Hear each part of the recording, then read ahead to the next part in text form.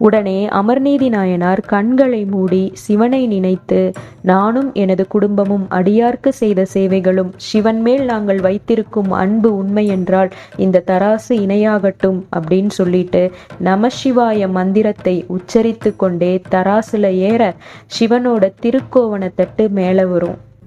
அந்த தருணம் அமர்நீதி நாயனாரோட தட்டு இணையாகும். எவ்வளவு செல்வங்கள் இருந்தாலும் சிவனோட கிழிந்த கோவணத்துக்கு பொன் பொருள் எதுவுமே இணையாகாதுன்னு உலகத்துக்கு உணர்த்தினவர் அமர்நீதி நாயனார்.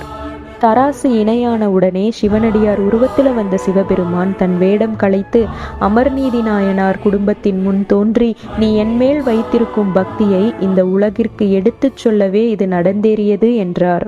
அமர்நீதி நாயனாரும் அவருடைய குடும்பத்தினரும் என்றும் சிவபெருமானை தொழுதிட சிவலோகத்தில் இடம்பெறச் செய்தார் இறைவர்.